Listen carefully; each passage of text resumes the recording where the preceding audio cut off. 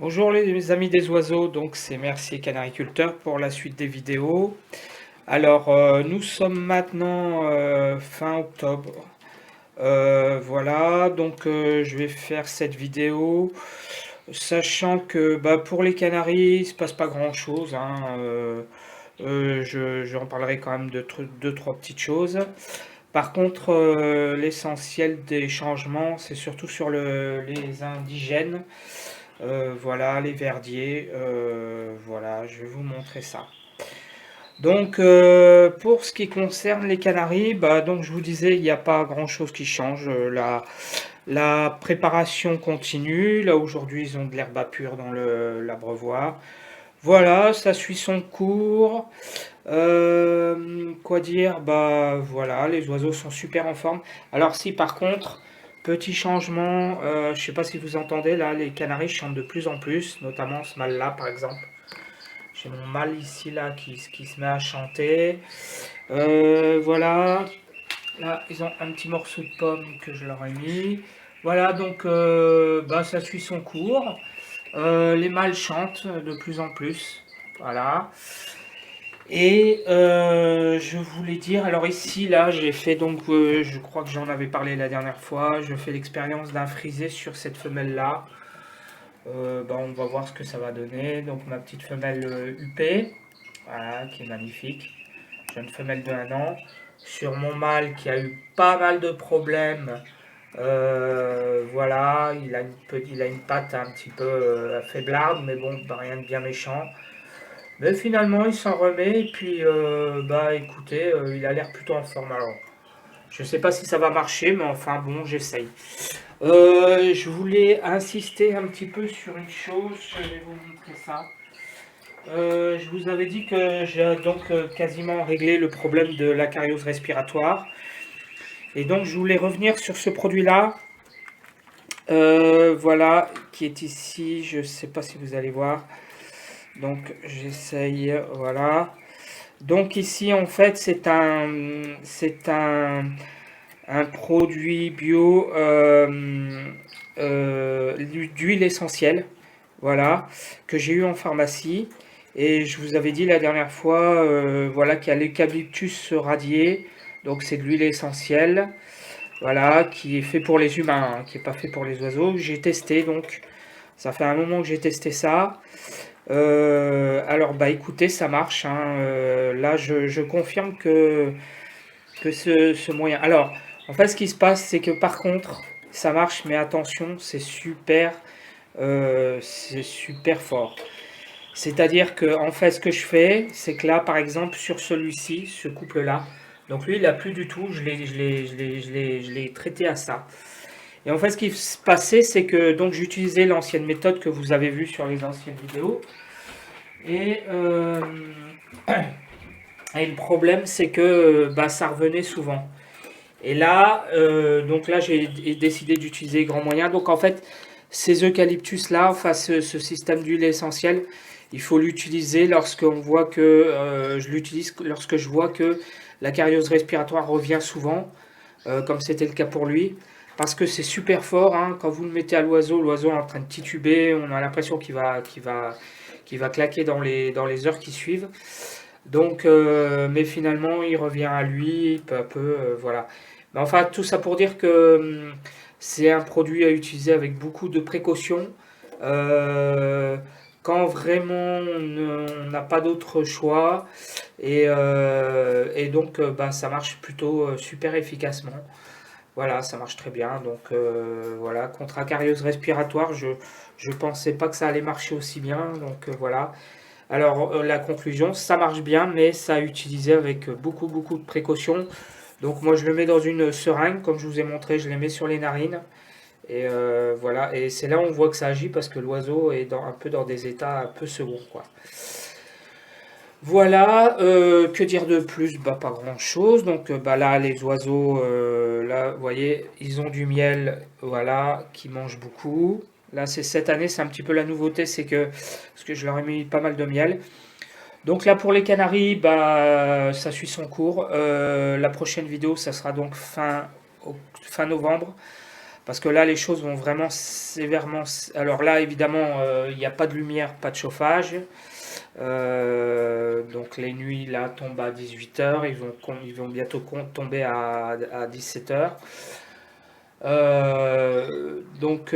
Oui, donc l'hygrométrie, tout ça, bah, c'est tout ce qui est extérieur, parce que vous savez qu'il n'y a pas de lumière, pas de chauffage, voilà. Et, et quoi dire de plus? Bah voilà, donc en fait le moment qui va tout changer, ça va être au mois de novembre lorsque je vais mettre la lumière. Les dimmers sont prêts, voilà, tout est prêt. Donc voilà, et à ce moment-là, la saison, la 8e saison de reproduction pourra commencer. Voilà pour les Canaries. Bah, ça se passe bien, les Canaries, pas de problème, hein. Je suis très confiant parce qu'ils sont tous en forme. Tout se passe bien pour le moment. Donc, a priori, comme l'année dernière, ça s'est bien passé. Donc, je pense que cette année, il n'y a pas de souci. Alors, pour les indigènes, là par contre, c'est un petit peu différent. Alors, je vous montre ce couple-là que j'ai mis dans cette volière-là. Alors, j'espère qu'ils vont pas trop paniquer. Bah non, ça va. Donc là, j'ai un mâle de 4 ans. Voilà, ici. Ce mâle-là a 4 ans avec une femelle de 3 ans. Donc là, ce couple-là, je les ai mis ensemble. Je pense pas que ça va marcher. Parce que l'année dernière, la femelle m'avait fait un nid, mais sans reproduction. Bon, ceci dit, c'est pas très grave parce qu'en fait, c'est des oiseaux que je vais utiliser pour l'exposition que je vais bientôt faire. Et puis surtout, bah, si ça marche pas, c'est pas bien méchant, c'est pas trop grave. C'est un couple de 4 ans, j'essaye, puis ça marche, ça marche. J'ai mis un nid, vous voyez là. Voilà, je les prépare, j'expérimente un petit peu, je mets de la pâtée. Bon, voilà, j'observe. Je pense que ça marchera pas, je compte pas trop dessus, mais on sait jamais. Même s'il y avait qu'un seul œuf et que j'aurais eu même rien qu'un petit, ça serait déjà bien. Voilà, alors ensuite, la suite. Donc là, la nouveauté, c'est que cette fois-ci, cette année, je viens d'avoir enfin mon couple de verdiers. Donc vous savez que je cherchais un couple de verdiers. Donc là, alors ça c'est mon mâle de l'année dernière. Voilà, superbe. Et ça c'est le mâle que je viens d'acheter. Un peu plus nerveux. Voilà, voilà. Bon. Voilà. Donc, bah, ils sont tous les deux ensemble dans la grande volière. Pour le moment.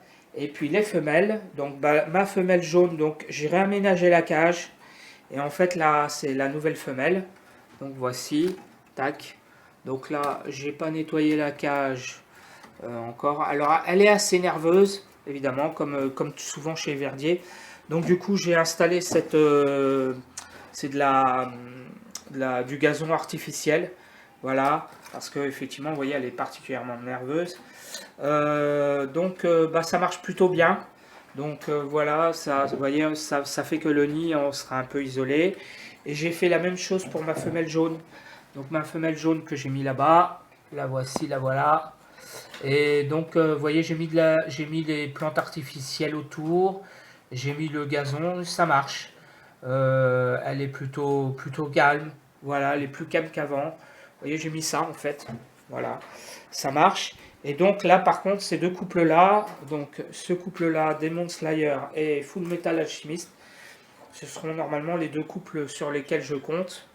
Là, j'ai oublié de vous dire, c'est une femelle normalement de 1 an, hein, je crois que sa bague est rouge, donc a priori, j'ai pas vérifié, mais effectivement. Donc voilà, le mâle aussi, je crois que c'est un mâle rouge, baguet rouge, il me semble. Donc voilà. Voilà, donc pour les verdiers, bah, pour le moment, que ce que j'ai fait, j'ai commencé tout doucement la préparation, donc nous sommes fin octobre, pardon. Donc là, qu'est-ce qu'ils ont? Alors je leur ai mis de la pâtée, donc pâtée jaune, voilà, sans vitamines dedans. Voilà, là c'est de la pâtée insectivore. L'os de sèche, sinon ils n'ont rien de très spécial à part ça. Des fruits et des légumes, voilà. Salade pomme, voilà. Et puis pour les femelles, pareil pour les mâles, donc les mâles surtout des fruits et des légumes. Une fois de temps en temps, je leur donne de la pâtée aussi. Et donc pour le moment, ça ira comme ça. Donc là, j'ai regardé, j'ai quelqu'un qui m'a déconseillé de faire l'accouplement en impromptu chez les verdiers. Donc ce que je vais faire, c'est qu'en fait les verdiers, je vais les préparer et je rassemblerai les couples à ce moment-là en février. Voilà. Voilà, en fait, alors, ce que j'ai fait, c'est que j'ai regardé mes vidéos de l'année dernière, comme je fais celle-ci. Et alors, elles ont un truc très pratique, c'est que du coup, je peux revisionner mes vidéos de l'année dernière et voir ce qui s'est mal passé ou quoi. Et chez le verdier, j'ai remarqué un truc assez spectaculaire, c'est que, en fait, je me suis rendu compte que mes mâles étaient rentrés très tôt en reproduction. Ils commençaient à chanter en janvier, alors que mes femelles, elles, sont rentrées beaucoup plus tard en période de reproduction, à mi-avril. Donc là, cette année, il va falloir que je fasse en sorte que les mâles rentrent le plus tard en reproduction pour qu'elles soient alignées à peu près sur les femelles. Voilà, ça donc c'est mon nouveau mâle. Voilà, je le reconnais parce qu'en fait il est un peu plus... voilà. Donc cette année, ça va être le défi, ça va être d'essayer de rapprocher le plus possible mâles et femelles en reproduction. Voilà. Donc ça c'est pour les verdiers. Donc ici c'est mon couple de futurs blancs. Alors ils vont super bien eux. Voilà. Le mâle commence à bien chanter. Voilà. La femelle, vous voyez, elle est devenue presque jaune jaune pâle quoi en fait. Voilà. Bon, on verra bien ce que ça donnera. Hein. En tout cas ils vont bien. Et puis alors pour les tarindéoles, donc là j'ai enlevé la séparation en carton que j'avais au milieu. Là je viens de les nettoyer en fait. Alors les oiseaux vont bien, le mâle ici il va très très bien, parfait. Il chante, donc là j'ai enlevé aujourd'hui, là j'ai fait la cage, j'ai enlevé aujourd'hui la séparation, donc maintenant il y a juste la grille, il se voit. Donc je vais voir si le mâle il continue à chanter ou pas. On va voir, parce que là il chantait bien, mais est-ce qu'il va continuer maintenant qu'il voit la femelle, je ne sais pas. Et je me suis rendu compte d'un truc, c'est que ma femelle, en fait, elle a bien un problème. Cette fois-ci, j'en suis sûr, j'avais remarqué ça. Elle a un problème neurologique. C'est-à-dire qu'en fait, le soir, elle me fait des espèces de... Surtout quand la nuit va tomber, elle me fait des espèces de... Comment dire? Un petit peu de crise. Elle tombe au sol, elle tourne sur elle-même. Voilà. Ça dure quelques minutes, quelques secondes, et puis elle revient à elle normalement. Mais c'est bien ce que je pensais, elle a un problème neurologique. Donc de quelle origine, ça je sais pas. Du coup, les œufs qu'elle a dispersés l'année dernière pourraient s'expliquer de cette façon-là. Donc c'est pas très grave. Bon, c'est une femelle de 3 ans de toute façon, donc je suis pas sûr que ça marcherait. Mais voilà. Bon. Pour ce qui concerne les tarindéoles, là j'ai plusieurs projets. Là l'idéal c'est que je cherche donc un couple de tarindéoles pour avoir 2 couples l'année prochaine. Voilà, et essayer d'avoir... voilà, ça c'est le projet initial. Le problème c'est que j'arrive pas à trouver pour le moment, j'ai toujours pas trouvé de tarindéoles. Bon, ceci dit, j'ai trouvé des mais franchement c'est assez difficile. Ce que j'espère c'est voilà. Vraiment je trouve pas parce qu'on est là, commence à être fan de